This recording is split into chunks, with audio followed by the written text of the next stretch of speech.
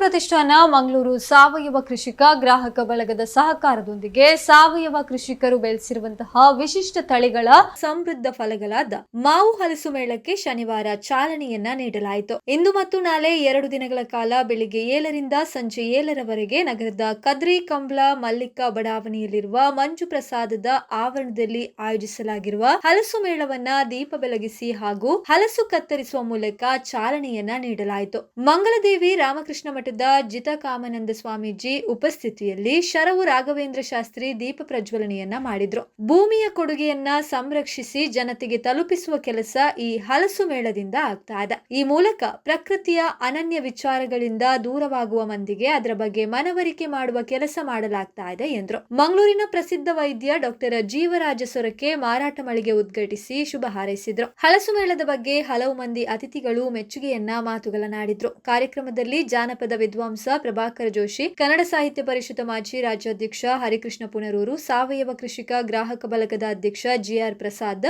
ಸುಧಾಕರ್ ರಾವ್ ಪೇಜಾವರ, ಜನಾರ್ದನ ಹಂದೆ, ಶಿವಪ್ರಸಾದ್ ಪ್ರಭು, ದಯಾನಂದ ಕಟೀಲು ಮೊದಲಾದವರು ಇದ್ರು. ಕಲ್ಕುರ ಪ್ರತಿಷ್ಠಾನದ ಅಧ್ಯಕ್ಷ ಪ್ರದೀಪ್ ಕುಮಾರ್ ಕಲ್ಕುರ ಅವರು ಶಿಬಿರ ಆಯೋಜನೆ ಮಾಡಿದ ಮಹತ್ವದ ಬಗ್ಗೆ ವಿವರಿಸಿದ್ರು. ರಾಮನಗರ, ಮಂಡ್ಯ, ಮೈಸೂರು, ಬೆಳಗಾಂ ಹಾಗೂ ಸ್ಥಳೀಯ ಕೃಷಿಕರು ಭಾಗವಹಿಸಿದ್ರು. ವಿವಿಧ ತಳಿಯ ಹಲಸು ಮಾವಿನ ಹಣ್ಣುಗಳು, ಮಾವು ಹಲಸಿನಿಂದ ತಯಾರಿಸಿದ ಮೌಲ್ಯವರ್ಧಿತ ಖಾದ್ಯಗಳು, ವಿವಿಧ ತಾವರೆ ಹೂ ಮತ್ತು ಜಲಸಸ್ಯಗಳು, ಮಾವು ಹಲಸಿನ ಗಿಡಗಳು, ದೇಸಿ ತರಕಾರಿ ಬೀಜಗಳು, ಸಸಿಗಳು, ಕೃಷಿಗೆ ಸಂಬಂಧಿಸಿದ ಉಪಕರಣಗಳು ಹಾಗೂ ಕೃಷಿ ಸಾಹಿತ್ಯ ಕೃತಿಗಳು ಇಲ್ಲಿ ಅನಾವರಣಗೊಂಡಿತ್ತು. ನಮ್ಮ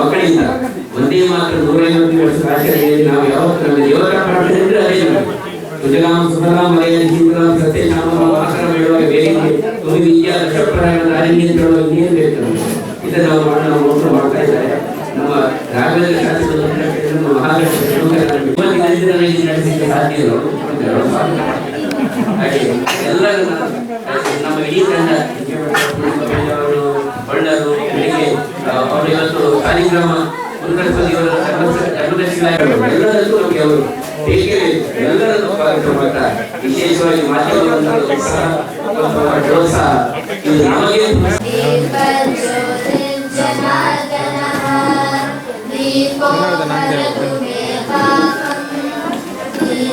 ಕಲ್ಕೊಡ್ರಿ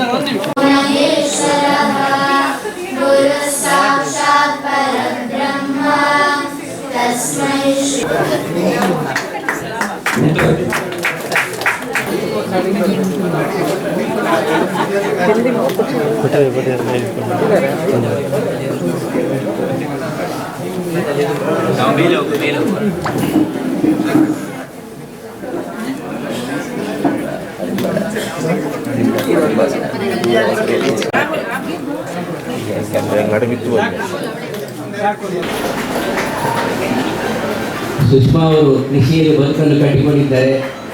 ರಾಮನಗರದ ಸುತ್ತಮುತ್ತ ವಿಶೇಷವಾಗಿರ್ತಕ್ಕಂಥ ಕಾರ್ಯಕ್ರಮ ಬಾಲಭಟ್ ಹಾಲಲ್ಲಿ ಸಾವಿರ ಗ್ರಾಹಕ ಮಿತ್ರರೆಲ್ಲರೂ ಸೇರಿ ಹಲಸು ಮತ್ತು ಮಾವಿನ ಮೇಳವನ್ನು ಆರಂಭ ಮಾಡಿದರು. ಅದು ಉದ್ಘಾಟನೆಗೂ ನಾನೇ ಹೋಗಿದ್ದೆ. ಇದು 2ನೇ ಕಾರ್ಯಕ್ರಮ. ಪ್ರತಿ ವರ್ಷ ನಮ್ಮ ಕಲ್ಕುರ ಪ್ರತಿಷ್ಠಾನದ ಕಲ್ಕುರ ಅವರು ಪ್ರದೀಪ್ ಅವರು ಈ ಕಾರ್ಯಕ್ರಮವನ್ನು ಆಯೋಜನೆ ಮಾಡ್ತಾ ಇದ್ದಾರೆ. ನಾವು ಇದರ ಹಿಂದೆ ಏನು ನೋಡ್ತಾ ಇದ್ದೀವಿ ಅಂದರೆ ನಮ್ಮ ಭೂಮಿಯ ಒಂದು ವಿಶಿಷ್ಟವಾಗಿರ್ತಕ್ಕಂಥ ಕೊಡುಗೆ ಯಾವಿದೆ ಅದನ್ನೆಲ್ಲವನ್ನೂ ಸಂರಕ್ಷಣೆ ಮಾಡಿ ಅದು ಜನರಿಗೆ ಪರಿಚಯ ಮಾಡಿಕೊಡ್ತಕ್ಕಂಥ ಒಂದು ವಿಶೇಷ ಪುಣ್ಯ ಕಾರ್ಯಕ್ರಮವನ್ನು ನಡೆಸ್ತಾ ಇದ್ದಾರೆ. ಇದು ಹಲಸು ಮಾವು ಮಾತ್ರ ಅಲ್ಲ, ಅವರಲ್ಲಿ ನಮ್ಮ ದೇಶ, ಸಂಸ್ಕೃತಿ, ಭಾಷೆ, ಧರ್ಮ ಇದೆಲ್ಲವೂ ಸಹ ಉಳಿಯಬೇಕು, ಪಸರಿಸಬೇಕು, ಮುಂದಿನ ಪೀಳಿಗೆಗೆ ಅದನ್ನು ಕೊಡಬೇಕು ಅನ್ನುವ ಒಂದು ಕಳಕಳಿಯನ್ನು ನಾವು ಹಿಂದೆ ನೋಡುತ್ತೇವೆ. ನಾನು ಹಿಂದೆ ಹೇಳಿದ್ದೆವು, ನಾವೆಲ್ಲ ಸಣ್ಣ ವಯಸ್ಸಿನಲ್ಲಿ ಮಲೆನಾಡಿನ ಎಲ್ಲ ಕಡೆಯೂ ಸಹ ತರಕಾರಿಯನ್ನು ನಾವು ಹೊರಗಡೆ ಅಂಗಡಿಯಿಂದ ತರ್ತಾ ಇರಲಿಲ್ಲ. ಮನೆಯಲ್ಲೇ ಸುತ್ತಮುತ್ತ ಇರ್ತಕ್ಕಂಥ ಬೆಳೆಯುವ ಅನೇಕ ಸಸ್ಯಗಳನ್ನು, ಗಿಡಗಳನ್ನು, ಹಾಗೆ ಬೇರೆ ಬೇರೆ ವಸ್ತುಗಳನ್ನು ಅಡುಗೆಗೆ ಉಪಯೋಗಿಸ್ತಾ ಇದ್ದರು. ನಿಜವಾಗಲೂ ಈ ಕೇರಳದಲ್ಲಿ ಒಂದು ಗಾದೆ ಇದೆ, ಚಕ್ಕ ಮಾಂಗ 6 ಮಾಸ, ಅಂಗನೆ ಇಂಗನೆ 6 ಮಾಸ. ಅಂದರೆ ಚಕ್ಕ ಅಂತಂದರೆ ಹಲಸಿನಕಾಯಿ ಮತ್ತು ಮಾವು ಅದನ್ನೇ 6 ತಿಂಗಳು ಕಳೆದುಬಿಡ್ಬೋದಂತೆ.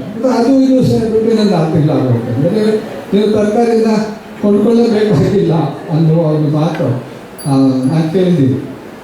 ಹಾಗೆ ನಮ್ಮ ದೇಶದಲ್ಲಿ ಎಷ್ಟು ನಾನಾ ವೈವಿಧ್ಯಪೂರ್ಣವಾಗಿರ್ತಕ್ಕಂಥ ಸಸ್ಯಗಳಿದೆ, ಎಷ್ಟು ಆಹಾರ ಪದಾರ್ಥಗಳಿದೆ ನಮ್ಮಲ್ಲಿ ಅಂತ ನಾವು ಇನ್ನೂ ಅದನ್ನು ತಿಳ್ಕೊಂಡು ಇಲ್ಲ, ಅದನ್ನು ಐಡೆಂಟಿಫಿಕೇಷನ್ ಮಾಡಲಿಲ್ಲ. ನಾವು ಸಂರಕ್ಷಣೆಗೂ ಸಹ ಅದಕ್ಕೆ ಹೆಚ್ಚು ಗಮನವನ್ನು ಕೊಡ್ತಾ ಇಲ್ಲ.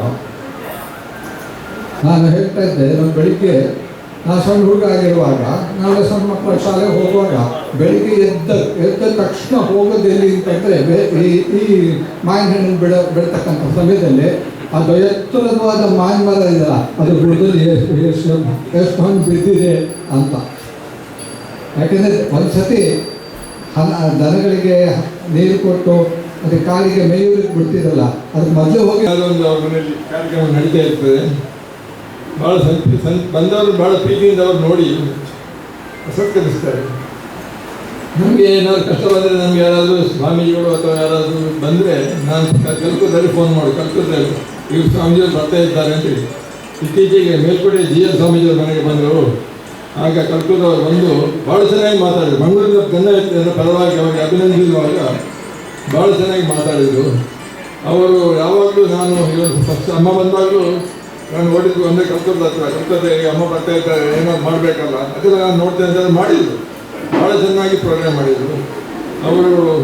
ಅವರಿಗೂ ಅವರ ಫ್ಯಾಮಿಲಿಗೂ ದೇವರು ಒಳ್ಳೆ ಆಯುರಾರೋಗ್ಯ ಕೊಡಲಿ, ಸಮೃದ್ಧಿಯನ್ನು ಕೊಡಲಿ, ಮತ್ತು ಬಂದ ನಿಮ್ಮೆಲ್ಲರಿಗೂ ಬೇರೆ ಆಯುರಾರೋಗ್ಯ ಸಮೃದ್ಧಿ ಕೊಟ್ಟು ರಕ್ಷಿಸಲಿ ಅಂತೇಳಿ ವೇದಿಕೆಯ ಮೇಲೆ ಇರುವ ಸ್ವಾಮೀಜಿಯವರಿಗೆ, ಆಮೇಲೆ ದೊಡ್ಡ ಕಲ್ಪೂರರು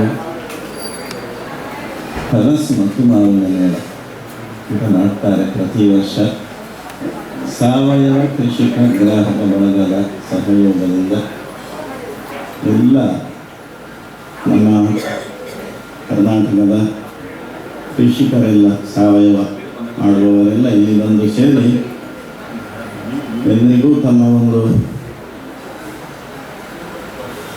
ಕೃಷಿಯನ್ನು ಪರಿಚಯಿಸ್ತಾ ಇದ್ದಾರೆ. ಕೃಷಿಯ ಫಲವನ್ನು, ಕೃಷಿಗೆ ಮೂಲವೇ ಪ್ರಕೃತಿ, ಪ್ರಕೃತಿಯಲ್ಲೇ ಜೀವ ಸಾಗಿದ್ರೆ ಮಾತ್ರ ನಮ್ಮ ಸಂಪತ್ತು ಉಳಿಯುತ್ತದೆ ಅಂತ.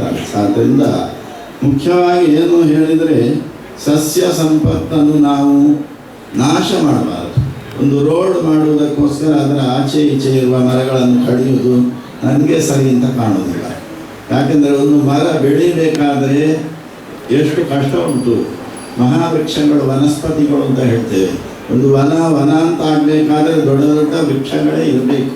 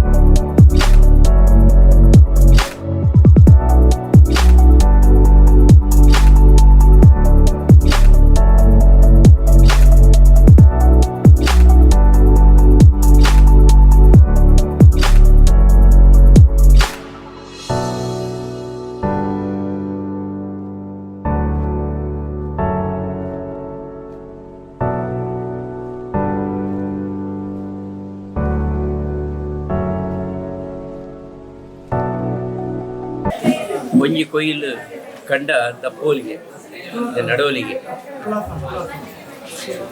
ವರ್ಷಗಾಲಡು ಗಿಜಿ ಗಿಜಿ ಬರ್ಸ ಬರ್ನಾಗ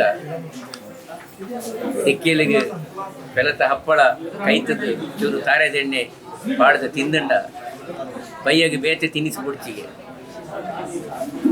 ನನ್ನ ಬರ್ಕೊಂಡು ಹೊಸ್ತಿರ್ಗೆ ಬೋಳೆ ತೀದ್ದು ನಮ್ಮ ಬೋಳೆ ಮಾಡ್ಕೊಂಡು ಪಂಡ ಬೆಲ ತರೀನಿ ಹಲಸಿನ ಬೀಜವನ್ನು ಬೇಯಿಸಿದನ್ನು ಬೋಳೆ ಅಂತ ಹೇಳೋದು.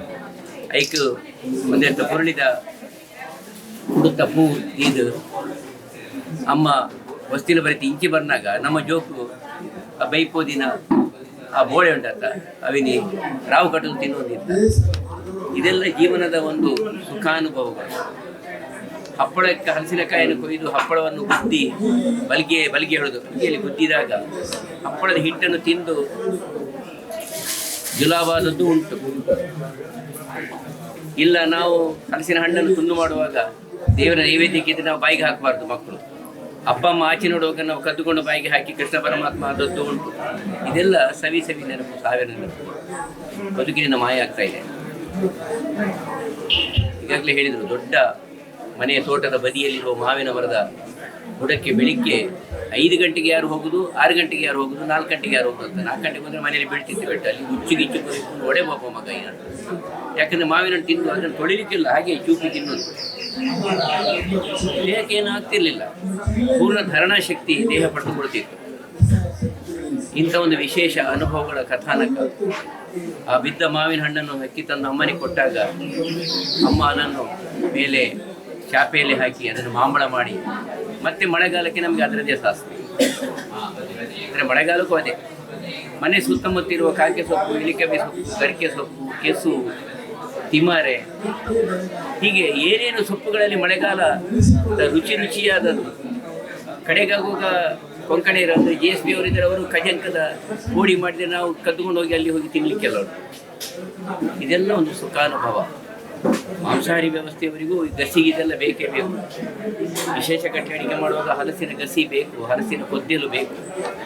ಕಡೆಗೆ ಏನಿಲ್ಲದಿದ್ದರೆ ಒಳ್ಳೆ ಹಲಸಿನ ಹಣ್ಣಾದರೆ ಪೂರ ಹಲಸಿನ ಸೋಳೆ ಖಾಲಿ ಆದ ನಂತರ ಅದು ರೆಚ್ಚೆ ಉಂಟಲ್ಲ, ರೆಚ್ಚೆ ಬಚ್ಚಿದಾಗ ಅದರಲ್ಲಿ ಪಲ್ಯ ಮಾಡಿ ಸಮೇತ ಅಮ್ಮ ಹಾಕಿ ಸ್ವಲ್ಪ ಬೆಲ್ಲ ಹಾಕಿದರೆ ಅದು ರುಚಿ ಉಂಟಲ್ಲ, ಘಮ. ಇದೆಲ್ಲ ಸುಖಾನುಭವ. ಇವತ್ತು ವಿಜ್ಞಾನದ ಆವಿಷ್ಕಾರದಲ್ಲಿ ಹಲಸಿನ ಬೀಜದ ಬಿಸ್ಕೆಟ್ ತಯಾರಾಗಿದೆ, ಅಥವಾ ಇಲ್ಲೇ ಇದೆ ಬಿಸ್ಕೆಟ್ ತಯಾರಾಗಿದೆ, ಅಥವಾ ಹಲಸಿನ ಚಿಪ್ಸು ಅದು ಇವತ್ತು ಸಂಸ್ಕರಿಸಿ ನಮಗೆ ಮಾಡಲ್ಪಡುತ್ತದೆ. ಹಪ್ಪಳವೂ ಸಿಗ್ತದೆ, ಎಲ್ಲವೂ ಇದೆ. ಉಪಯೋಗಿಸಲಿಕ್ಕೆ ನಾವು ಮರೆತು ಬಿಟ್ಟಿದ್ದೇವೆ. ಕದ್ದುಕೊಂಡು ತಿನ್ನುವುದು ಅಂತ ಹೇಳಿದರೆ ಇಂಥ ವಸ್ತು ಗೊತ್ತಿಲ್ಲ. ಇವತ್ತು ಕದ್ದುಕೊಂಡು ಬೇಕಾದರೆ ನಾವು ಬೇಡದ ಚಾಕ್ಲೇಟ್ ತಿಂದು ಒಂದು ದಿವಸ ಡಾಕ್ಟರ್ ಹತ್ರ ಹೋಗ್ತೇವೆ. ನಮ್ಮ ಪಾರಂಪರಿಕವಾದಂಥ ಪ್ರಾದೇಶಿಕವಾದ ಆಹಾರ ಪದ್ಧತಿಯ ಮೌಲ್ಯವರ್ಧನೆಯ ಸದುದ್ದೇಶ ಕರ್ಕೂರ ಪ್ರತಿಷ್ಠಾನ ಕಳೆದ ಹಲವಾರು ವರ್ಷಗಳಿಂದ ಇಂಥ ಹಲವಾರು ಚಿಂತನೆಗಳಲ್ಲಿ ಹಮ್ಮಿಕೊಂಡಂಥ ಒಂದು ಕಾರ್ಯಕ್ರಮ. ನಮ್ಮದು ಇದು ಸ್ವಲ್ಪ ಸಾವಯವದ ಚಿಂತನೆ. ಇವತ್ತಕ್ಕೆ ಮೌಲ್ಯವರ್ಧನೆಯಲ್ಲಿ ರಿಫೈಂಡ್ ಆಯಿಲು ಬೇರೆ ರೀತಿಯಲ್ಲಿ ಮೈದಾ ಇದನ್ನು ಉಪಯೋಗಿಸಿಕೊಂಡು ಆಗ್ತಾಯಿದೆ, ತಪ್ಪು ಅಂತ ಹೇಳುವುದಿಲ್ಲ. ಆಧುನಿಕದ ಕಾಲಘಟ್ಟದಲ್ಲಿ ಮಂಚೂರಿ, ಗೋಬಿ ಎಲ್ಲವೂ ಹಲಸಿನಲ್ಲಿ ಬಂದಿದೆ. ಅದು ದೊಡ್ಡ ಪ್ರಮಾಣದಲ್ಲಿ ಇವತ್ತು ರೈತರುಗಳು ಟೇಬಲ್ಗಳಿಗೆ ದುಡ್ಡು ಕೊಟ್ಟು ಅದರಲ್ಲೂ ಭಾಗವಹಿಸ್ತಾರೆ ಮೇಳಗಳಲ್ಲಿ. ನಾವು ಆರಂಭದಲ್ಲಿ ಇದಕ್ಕೆ ಒಂದು ಚಾಲನೆ ಕೊಟ್ಟರೆ ಇವತ್ತು ನಿರಂತರವಾಗಿ ಇಲ್ಲಿ ಅಂತ ಶುದ್ಧವಾಗಿ ಸಾವಯವದ ದೃಷ್ಟಿಯಿಂದ ಮಾತ್ರ ಇಲ್ಲಿ ಮಾರಾಟಕ್ಕೆ ಅವಕಾಶ ಇರುವಂಥದ್ದು. ತೆಂಗಿನೆಣ್ಣೆ ಅಥವಾ ತುಪ್ಪದಲ್ಲಿ ಮಾತ್ರ ಕರಿದ ವಸ್ತುಗಳಿಗೆ ಅವಕಾಶ, ಅಥವಾ ನೆಲಗಡಲೆ ಎಣ್ಣೆ ಅವಕಾಶ. ಇಂಥ ಒಂದು ರಾಮನಗರ, ಕುಣಿಗಲ್ಲು ಆ ಕಡೆಯಿಂದ ಬಂದವರು, ಕುಂದಾಪುರದಿಂದ ಬಂದ ಉತ್ಪನ್ನಗಳು ಅಥವಾ ಹಲಸಿನ ಹಪ್ಪಳಗಳು, ನೇರಳೆ ಹಣ್ಣು, ರಂಬುಟಾನು ಎಲ್ಲವನ್ನು ನಾವು ಇಡಲಿಕ್ಕೆ ಅವಕಾಶ ಮಾಡಿದ್ದೇವೆ. ಉಪ್ಪಿನಕಾಯಿಯಿಂದ ಮೊದಲುಗೊಂಡು ಎಲ್ಲವೂ ಶುದ್ಧವಾದಂಥ ವಸ್ತುಗಳು ಇಲ್ಲಿ ನಮ್ಮ ಎಲ್ಲ ಗ್ರಾಹಕರು, ತಯಾರಕರು. ಅದು ನೋಡಿ, ಅವಳೊಬ್ಬಳು ಹುಡುಗಿಯವಳು ಸಣ್ಣ ಪ್ರಾಯದ ಸಣ್ಣ ಮಕ್ಕಳು ಕೃಷಿ ಮಾಡೋದಿಲ್ಲ ಅಂತ ರಾಮನಗರದಿಂದ ಅದಕ್ಕೋಸ್ಕರ ಬಂದಿದ್ದಾಳೆ. ನಾವು ಅದಕ್ಕೆ ಪ್ರೋತ್ಸಾಹ ನೋಡೋಣ, ಕೊಂಡಾಡೋಣ, ಕೊಂಡು ಆರೋಗ್ಯವನ್ನು ಪ್ರಾಪ್ತಿ ಮಾಡಿಕೊಳ್ಳೋಣ. ಇಂಥ ಚಿಂತನೆ ನಮ್ಮ ಮನೆಯಲ್ಲಿ ಮಾಡಿದ್ರೆ ತಪ್ಪೇನಿಲ್ಲ. ಈ ಪ್ರಯತ್ನಗಳು ಸಾಗಲಿ ಅಂತ ಈ ಸಂದರ್ಭದಲ್ಲಿ ಹೇಳ್ತಾ, ವಿಶೇಷವಾಗಿ ಸ್ವಲ್ಪ ಕೆಲವರಿಗೆಲ್ಲ ತೊಂದರೆಗಳು ಎಲ್ಲ ಆಗ್ತದೆ. ಆದರೆ ಈ ತೊಂದರೆಗಳು ನಮ್ಮ ಬದುಕಿಗಾಗಿ, ನಮ್ಮ ಜೀವನಕ್ಕಾಗಿ ಹೇಳ್ತಾ, ಬೆಲಕಾಯಿ ತಿನ್ಕ, ಬೆಲತರಿ ಹೇಳೋದು ನೋಡಿ, ಅಂದರೆ ಅಕ್ಕಿಯಿಂದಲೂ ಶ್ರೇಷ್ಠವಾದದ್ದು. ವೈದ್ಯಕೀಯ ಇವರು ಭಾಳ ಚೆನ್ನಾಗಿ ಪತ್ರಕರ್ತರು ಕೇಳಿದ ಪ್ರಶ್ನೆಗೆ ಒಂದು ಉತ್ತರ ಬಂದಿತ್ತು ಬಾಯಲ್ಲಿ ತನ್ನಷ್ಟಕ್ಕೆ ಕಳೆದ ವರ್ಷ. ಅದು ಡಯಾಬಿಟಿಸು ಅದೆಲ್ಲ ಅಂತ. ನಮ್ಮಲ್ಲಿ ಮಾತಿನಲ್ಲಿ ವೈಜ್ಞಾನಿಕವಾದಂಥ ಉತ್ತರ ಇದೆ ಅದಕ್ಕೆ. ಹಸಿದು ಹಲಸು ಉಣ್ಣು ಮಾವು. ಈಗಾಗಲೇ ಸ್ವಾಮಿಗಳು ಹೇಳಿದರು, ಕೇರಳದಲ್ಲಿ ಒಂದು ಗಾದೆ ಇದೆ ಅಂತೆ, 6 ತಿಂಗಳು ಹಲಸಿನಿಂದ 6 ತಿಂಗಳು ಹಾಗೆ ಹೀಗೆ ಚಾಕರಿ ಬಕರಿ ಇದರಿಂದ ಬದುಕು ಸಾಗ್ತಿತ್ತು. ಇವತ್ತು ಅವಲಂಬನೆಯ ವ್ಯವಸ್ಥೆಗೆ ಹೋಗಿದ್ದೇವೆ ನಾವು. ಎಲ್ಲವೂ ಹೊರಗಿಂದ ಬರಬೇಕು. ನಾಳೆ ಹಲಸಿನ ಹಣ್ಣು ಬರ್ಮಾದಿಂದ ಶ್ರೀಲಂಕಾದಿಂದ ಬರಬೇಕಾಗಿದೆ. ಹಾಗಾಗುವಾಗ ಮನೆ ಕಟ್ಟುವಾಗ, ಲೇಔಟ್ ಮಾಡುವಾಗ ಮರಗಳನ್ನು ಉಳಿಸೋಣ. ನಾಗಮನೆಗಳಲ್ಲಿ ಮರಗಳು ಇದ್ದು ನಾಗ ಅಲ್ಲಿ ಸಾನ್ನಿಧ್ಯವನ್ನು ಉಳಿಸೋಣ. ಎಲ್ಲದಕ್ಕಿಂತ ಜಾಸ್ತಿಯಾಗಿ ಪ್ರಾಣಿ ಪಕ್ಷಿಗಳಿಗೂ ಅದನ್ನು ತಿನ್ನಲಿಕ್ಕೆ ಬಿಡುತ್ತಾ, ಅದಕ್ಕೇನು ವಿಷ ಹಾಕಿ ಸ್ಪ್ರೇ ಮಾಡಿ ಎಲ್ಲ ಉಳಿಬೇಕು. ಅದಕ್ಕೂ ಅವಕಾಶವನ್ನು ಕಲ್ಪಿಸೋಣ ಅಂತ ಈ ಸಂದರ್ಭದಲ್ಲಿ ಹೇಳ್ತಾ, ಅದರೊಂದಿಗೆ ಬದುಕನ್ನು ಕಟ್ಟಿಕೊಳ್ಳೋಣ, ಆರೋಗ್ಯವಂತರಾಗೋಣ, ಸಂಸ್ಕರಿಸಿದ ಆಹಾರದಿಂದ ದೂರ ಇರೋಣ ಅಂತ ಹೇಳ್ತಾ ಶುಭಾಶಯಗಳೊಂದಿಗೆ ಬನ್ನಿ, ಕೊಂಡುಕೊಳ್ಳಿ, ಸುಖಾನುಭವ ಅನುಭವಿಸಿ. ನಿಮ್ಮ ಮನೆಯಲ್ಲೂ ಹಪ್ಪಳಗಳನ್ನು, ಸಂಡಿಗೆಗಳನ್ನು ಇಟ್ಟುಕೊಂಡು ನಿಮ್ಮ ನೆಂಟರಿಷ್ಟಿಗೂ ಅದನ್ನು ಉಡುಗೊರೆಯಾಗಿ ನೀಡಿ ರೈತರಿಗೆ ಪ್ರೋತ್ಸಾಹಿಸಿ, ತಯಾರಿಕರಿಗೆ ಬೆಂಬಲಿಸಿ. ನಮಸ್ಕಾರ.